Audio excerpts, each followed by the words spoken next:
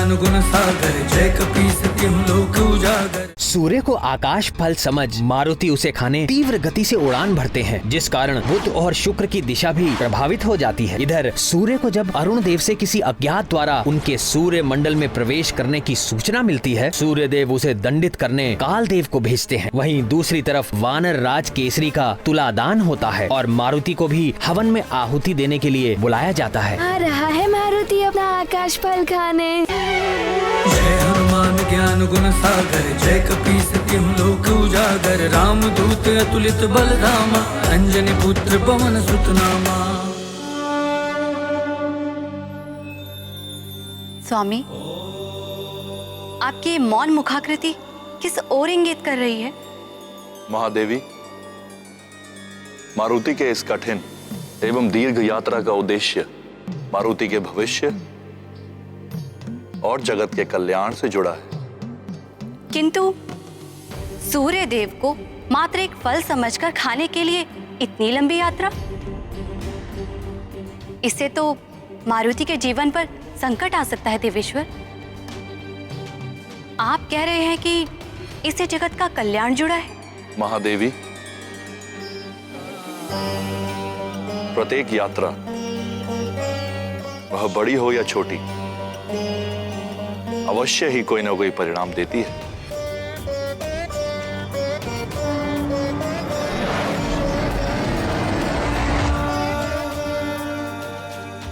मारुति की ये यात्रा बड़े और अच्छे उद्देश्य के लिए, बड़े और लोक कल्याणकारी उद्देश्य के लिए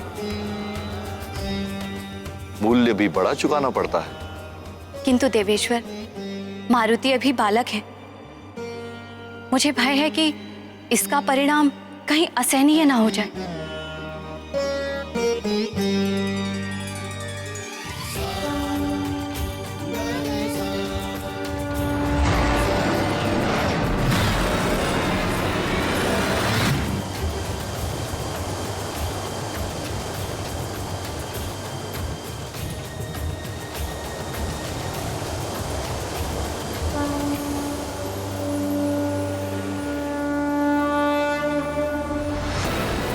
अरे, ये तो फिर से बड़ा और चमकीला गोला आ रहा है।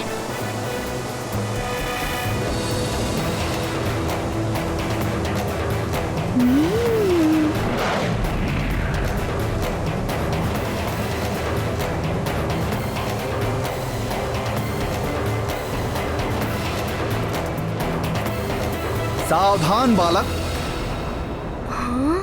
तुम्हारे समक्ष स्वयं कालदेव खड़े हैं। काल चक्र से तो पूरी सृष्टि परिचित है, कोई भी इस चक्र में नहीं पड़ना चाहता, किंतु तुम तो स्वयं मेरे इस चक्र के समीप आ रहे हो। ये तुम्हारा बालपन है।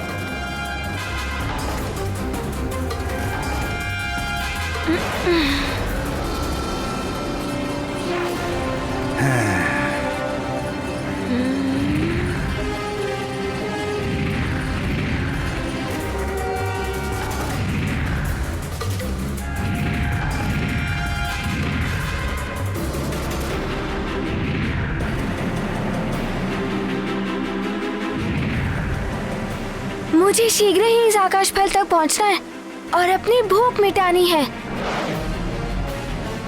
और माँ की चिंता दूर करनी है।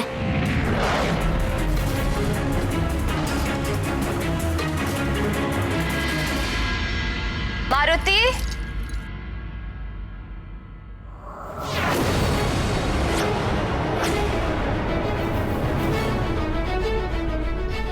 मारुति,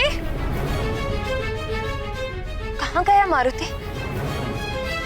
हर दिन तो जागते ही मेरे पास आता है, आज पता ही नहीं चला कब जागा कहाँ गया। मारुति, मारुति,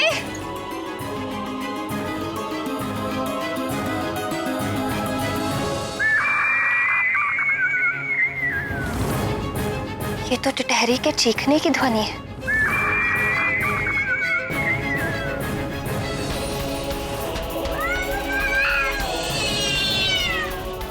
बिल्ली के रोने की आवाज? पहले टिटहरी चिल्ला रही थी, अब ये बिल्ली के रोने का स्वर। आज ये अपशकुन क्यों हो रहे हैं? हे ईश्वर, रक्षा करना।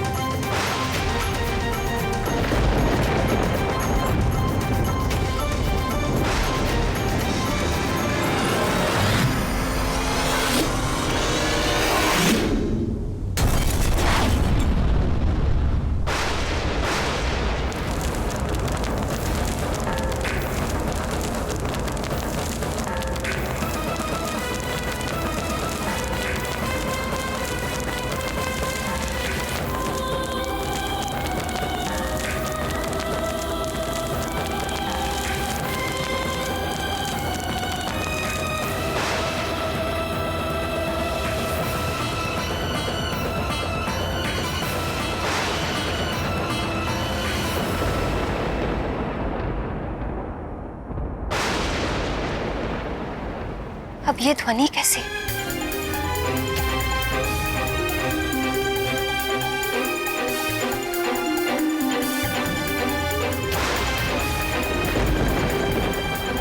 संपूर्ण आकाश में ये कैसे रखते माँ बाप?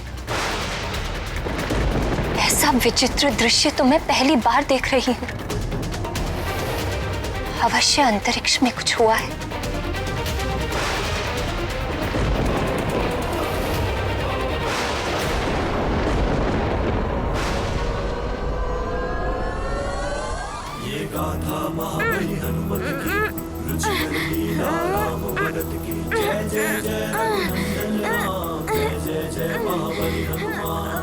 भानु मार्ग पर धूम मचाए पूरे नभ अरे ये क्या? ये बंधन कैसा?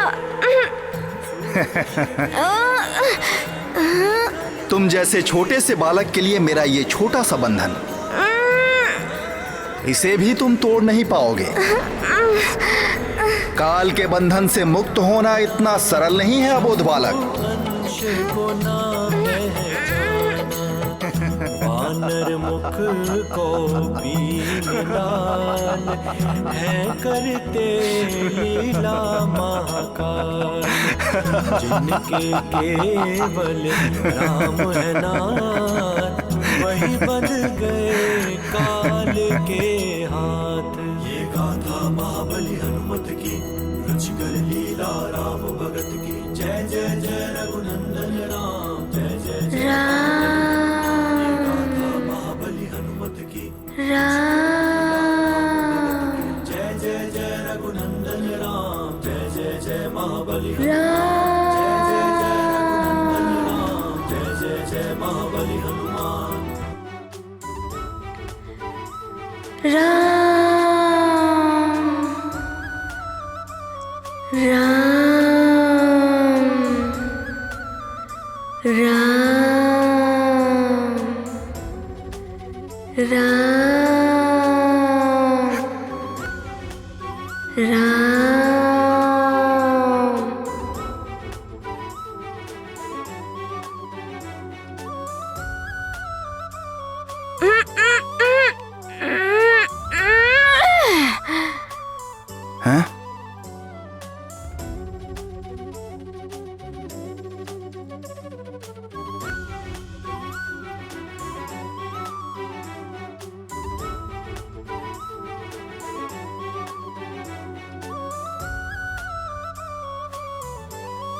हैं? हैं?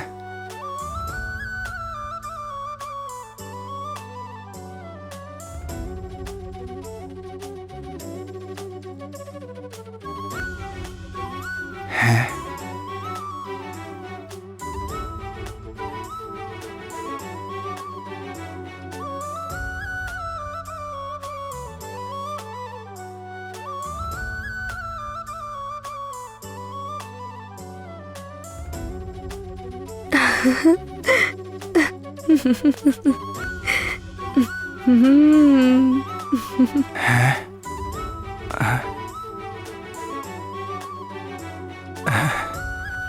मारुति तो बंधन से मुक्त हो गया।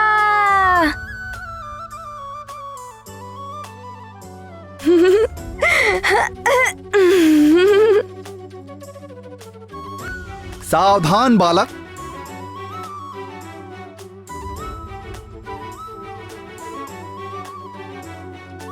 वापस लौट जाओ बालक। किसी को भी यहां से आगे जाने की अनुमति नहीं है।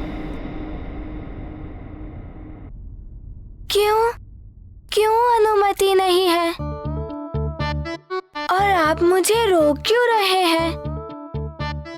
क्योंकि मैं काल देव हूं। ये क्षेत्र मेरे अधिकार में है और यहां से आगे जाना वर्जित है। किंतु मुझे भूख लगी है।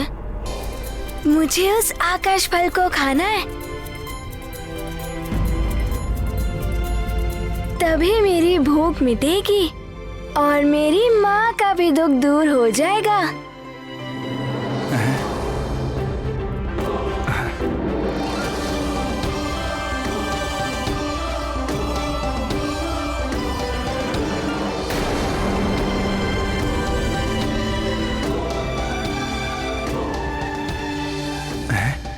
सूर्यदेव और आकाश फल। देखो, तुम्हारे भले के लिए कह रहा हूं बालक, लौट जाओ। वो आकाश फल। कालदेव, आप तो देवता है ना? देवता तो सबकी इच्छा पूर्ण करते हैं, किंतु आप देवता होकर भी एक भूखे बालक को भोजन करने से रोक रहे हैं। बालक, तुम्हें भूख लगी थी तो यहाँ क्यों चले आए? वापस घर लौट जाओ और अपनी माताजी से भोजन मांगो। माँ, मारुति को और भूख लगी है। महारानी जी, सारा भंडार रिक्त हो चुका है, अब कुछ बचा ही नहीं। कैसे बताऊं? भोजन के लिए ही तो जा रहा हूँ। बिना भूख शांत किए वापस कैसे जा सकता हूँ? बहुत ही हठी हो तुम बालक, वापस लौट जाओ अन्यथा।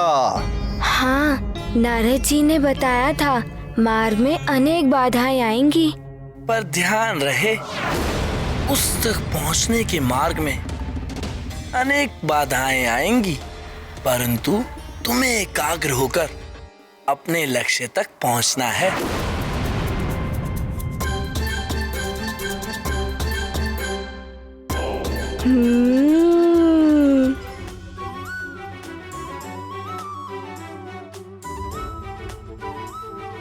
मार्ग में बाधाएं आएंगी, किंतु मैं भयभीत होकर मार्ग से वापस नहीं लौटूंगा।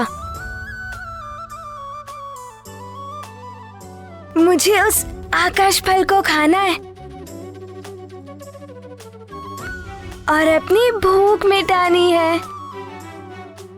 आप मेरे मार्ग से हट जाइए ना, जाइए ना। अबोध बालक, तुम बहुत ही सौभाग्यशाली हो कि तुम यहाँ तक पहुँच पाए, मेरे दर्शन हो पाए। मैं कालदेव हूँ और कालदेव के दर्शन जीवन के अंत में ही हो पाते हैं। पर मुझे तो हठी बालक, विधाता ब्रह्मदेव और अन्य देवता ये तो मात्र भाग्य दुर्भाग्य को निर्धारित करते हैं, किंतु मेरे हाथ में सभी के भाग्य दुर्भाग्य को लागू करने का अधिकार है। मेरे काल पथ पर प्रवेश कर तुम सब कुछ भूल जाओगे, भूख, माँ का दुख, सब कुछ। सोच में पड़ जाओगे, कैसे करना है, क्या करना है, कहाँ जाना है, कुछ भी समझ में नहीं आएगा। क्योंकि मैं अनंत हूं, जिसका ना कोई आदि है ना अंत। अनंत हूं मैं, अनंत। किंतु मेरी भूख भी तो अनंत है, मिटती ही नहीं। मुझे जाने दीजिए ना, अपनी भूख मिटानी है। जब मेरी भूख मिट जाएगी तब वापस माँ के पास लौट जाऊंगा। तुम्हारा यही बाल हट तुम्हें तुम्हारी माँ के पास नहीं लौटने देगा। काल के गहन अंधकार में विलीन होकर रहोगे सदा के लिए।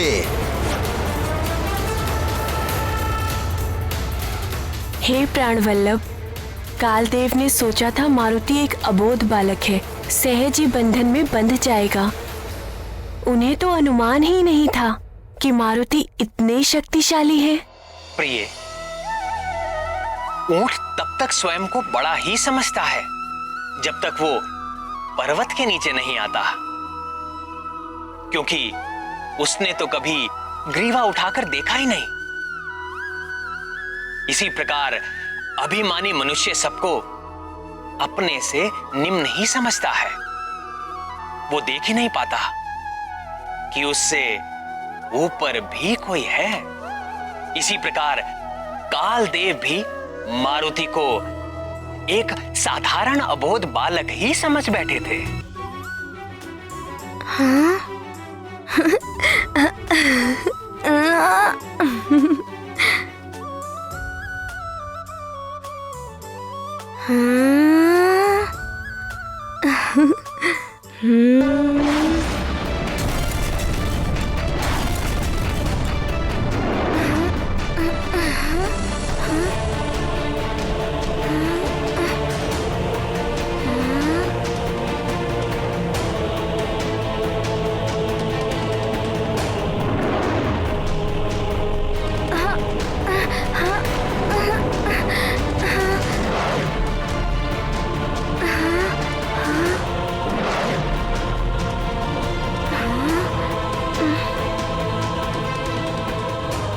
कहाँ जाऊं?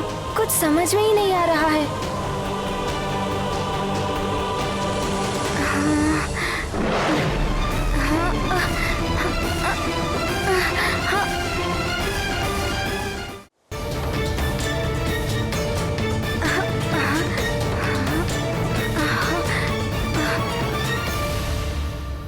हे महादेव, मारुति तो भय को मन का भ्रम मानते हैं, इसीलिए वे भयभीत नहीं हुए, किंतु कालदेव ने उन्हें अपने काल पथ पर डाल दिया है जो अनंत है।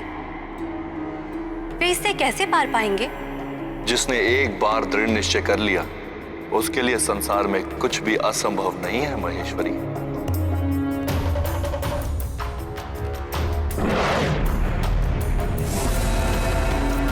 दीपक की एक छोटी सी ज्योति भी गहन अंधकार को मिटा देती है। जल निरंतर बहते हुए चट्टानों को काट देता है।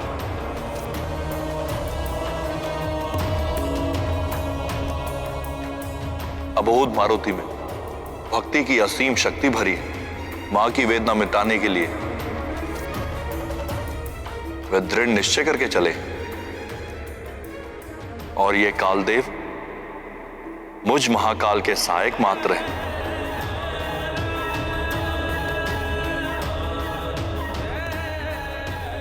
किंतु मारुति मेरे अंश है। यह है कालदेव और मारुति, दोनों के लिए परीक्षा की घड़ी है देवी।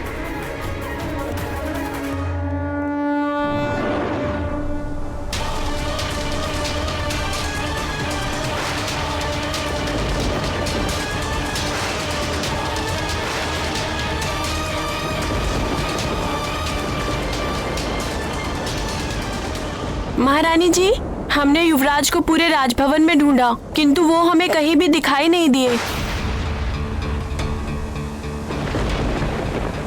मारुति राजभवन में नहीं है? राजभवन में नहीं है तो कहाँ गया होगा?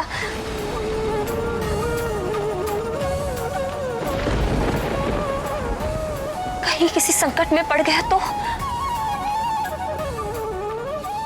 हे प्रभु, मेरे पुत्र मारुति की रक्षा करना।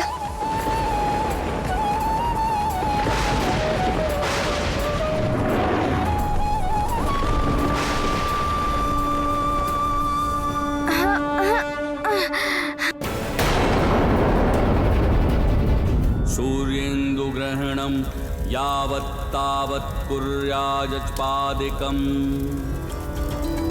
सूर्येन्दुग्रहणं यावत् तावत् कुर्याजपादिकम्। महाराज। क्या हुआ महारानी? मारुति का कुछ पता नहीं चल रहा। पूरा राजभवन देख लिया, वो कहीं नहीं मिला। राजन, आप अपने स्थान से नहीं उठ सकते। किंतु पुरोहित जी, मेरा पुत्र कहीं। बीच यज्ञ से उठना अशुभ होता है राजन। ये आपके परिवार और सारे राज्य के लिए हानिकारक हो सकता है।